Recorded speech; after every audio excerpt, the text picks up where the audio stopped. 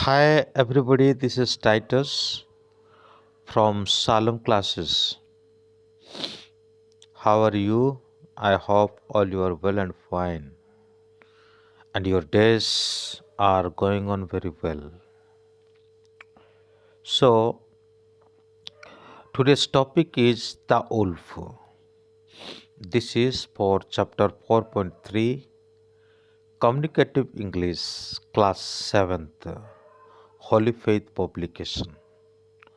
Already the lecture of this chapter video lecture uploaded. If yet you haven't seen that, so before watching this question answer video, you have to watch first of all that, then only you can understand this question answer. So let's begin. So before entering to this explanation of this question answer, I would like to have a small request that if you are newly watching this video, please subscribe it and also there is a bell icon near of the subscribe button. You press that also. So then let's begin. सो बच्चों आज का जो हमारा topic है उल्फ्स the उल्फ्स ये chapter number 4.3 का है communicative English और क्लास 7 के लिए है। वीडियो को शुरू करने से पहले मैं आप लोग को रिक्वेस्ट करूंगा, यदि अभी तक आपने इस चैप्टर का लेक्चर वाला वीडियो नहीं देखा है तो आप प्लेलिस्ट में जा करके उसके सर्च करके देख सकते हैं। प्लेलिस्ट में ऑलरेडी कम्युनिकेटिव इंग्लिश क्लास 7 लिखा हुआ मिलेगा और आप वहां से देख सकते हैं।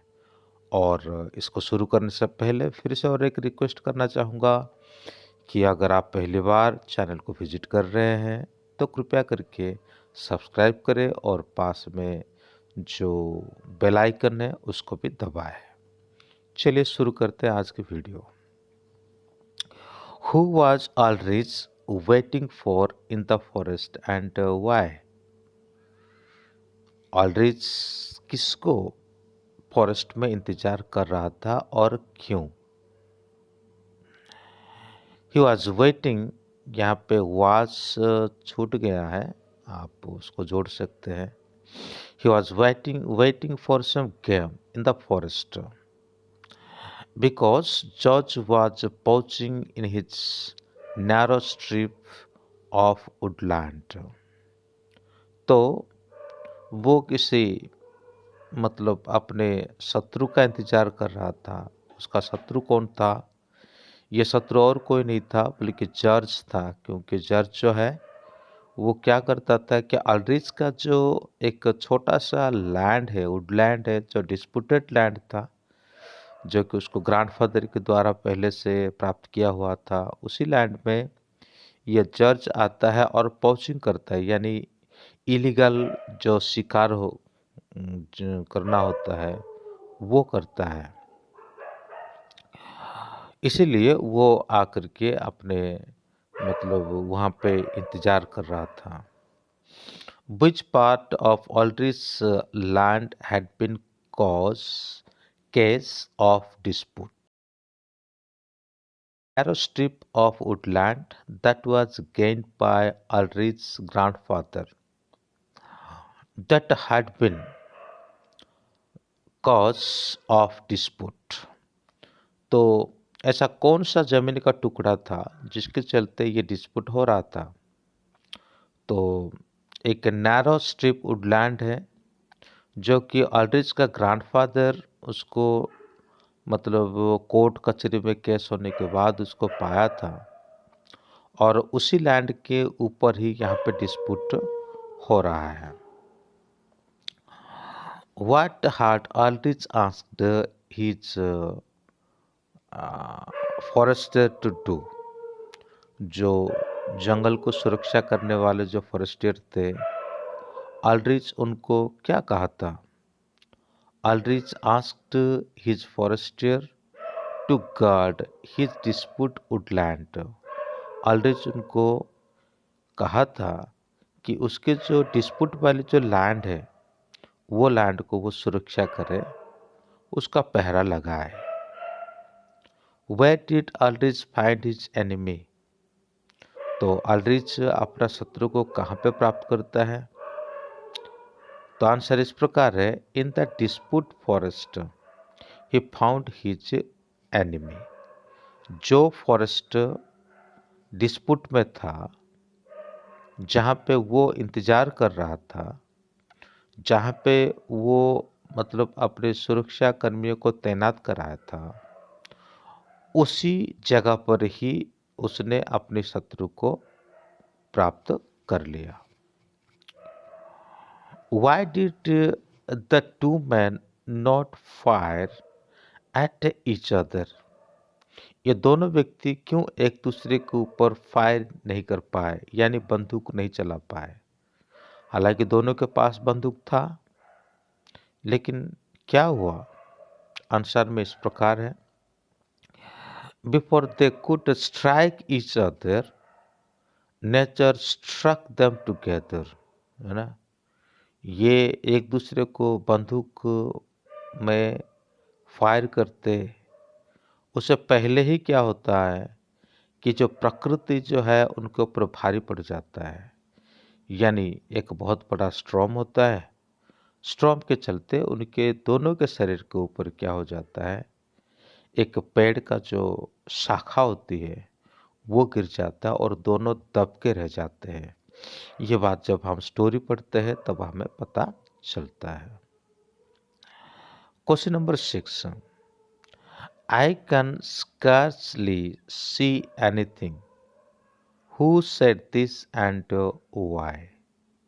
मैं बड़ी मुश्किल से कुछ ही देख सकता हूँ, ये शब्द किसने कहा और क्यों कहा?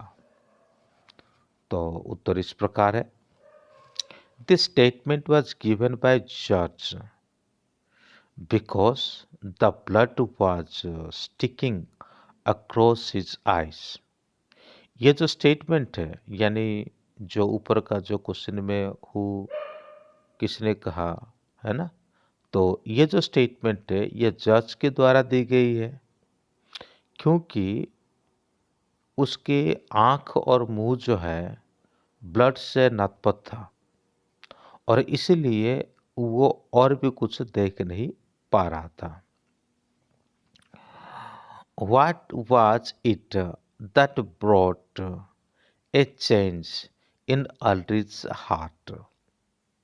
ऐसा क्या चीज अल्ड्रिच का हृदय को यानी हार्ट को बदल दिया? ये 7 नंबर क्वेश्चन है।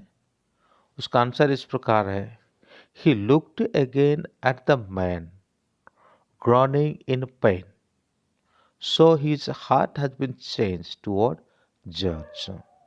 जब वो उस व्यक्ति को यानी जज को फिर से देख रहा था, है ना, तो तभी क्या देख रहा था कि वो व्यक्ति जो है दर्द से कराह रहा है, दर्द से छटपटा रहा है। यही दृश्य देख करके उसका हृदय में एक परिवर्तन आ गया।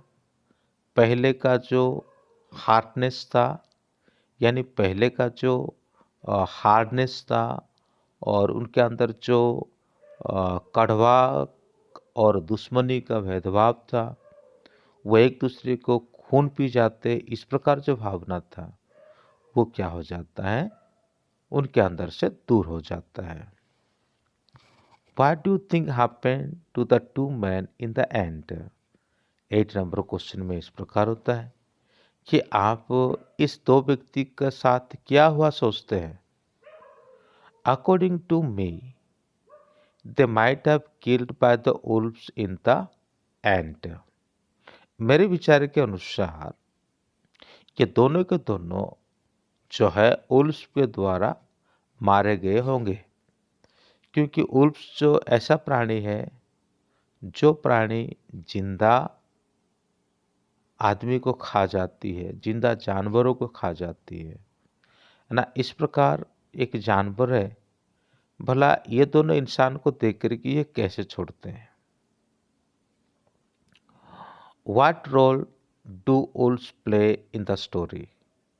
इस स्टोरी में ये उल्फ्स जो है किस प्रकार का भूमिका अदा करते हैं।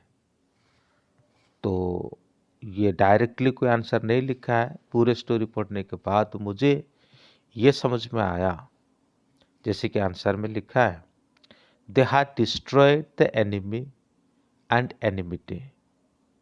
वो शत्रु और शत्रुता दोनों जो भरे पड़े थे दोनों के बीच में, उसको ही खत्म कर दिया। जैसे कि हिंदी में कहते हैं, ना रहेगी बांस ना बजेगी बांसुरी। ये दोनों दुश्मन जो है एक दूसरे को खून पीने के कगार पे थे, लेकिन बाद में क्या होता है, ये दोनों असहाय हो जाते हैं और उस समय पर ये जो दूसरा एनिमी है ना, उल्फ, ये आ जाता है, ये इसका झुंड आ जाता है और शायद उन्होंने उनको हत्या कर दिया होगा, उन्होंने पूर्ण रूप से उनको डिस्ट्रॉय कर दिया होगा। 10 नंबर क्वेश्चन इस प्रकार है, what part does nature play in the story. इसमें प्रकृति जो प्ले किया वो कौन सा पार्ट को यहाँ पे किया। In the middle part of the story, है ना, in the middle part of the story nature played. जो मिडिल स्टोरी का जो मिडिल पार्ट है उसमें प्रकृति ने मतलब अपना कार्य को दिखाया। तो आज का लेक्चर यहीं तक था और इसके जो बड़े क्वेश्चन आंसर है, ठीक है ना। अब ये जो 10 का जो आंसर है ये इस प्रकार भी हो सकता है कि ये भी दुश्मनों का दुश्मनी को मिटा देता है हमेशा के लिए।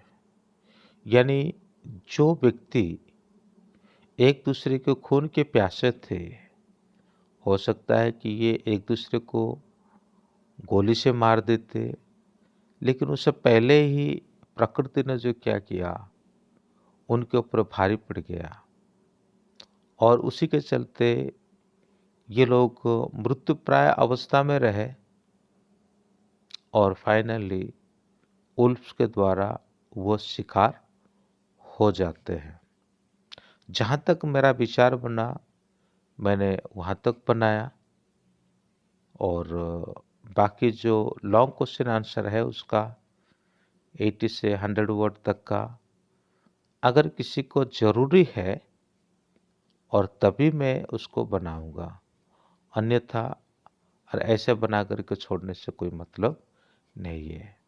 तो जब तक क्वेश्चन आंसर की रिक्वायरमेंट नहीं आती और कोई इस तरह का कमेंट नहीं भेजता, तब तक मैं क्वेश्चन आंसर बनाता नहीं। मैं तो केवल वीडियो बना करके छोड़ देता हूँ, लेक्चर को ही बना करके छोड़ देता हूँ। बाकी अगर और भी कोई चैप्टर का ज़रूरी किसी को है तो वो मुझे मुझे कमेंट कर सकते हैं और मैं उनकी आवश्यकता के अनुसार और पूर्ण रूप से कोशिश करूँगा। I will try my level best to satisfy them if anybody needs any help. So according to this book and according to this syllabus, either question answer or if any chapter couldn't understand clearly, okay, so you can ask, but the same content cannot be make two time. आपको YouTube का community guidelines के हिसाब से same content को तो दो बार हम नहीं बना सकते या बने हुए चीज़ को डिलीट नहीं कर सकते। थोड़े बहुत आपको कमेंट के ज़रिए ही आपका सवाल का जवाब दे करके आपको संतुष्ट करने के लिए कोशिश करेंगे। सो आज का वीडियो यहीं पे रोकता हूँ। Thank you, may God bless you.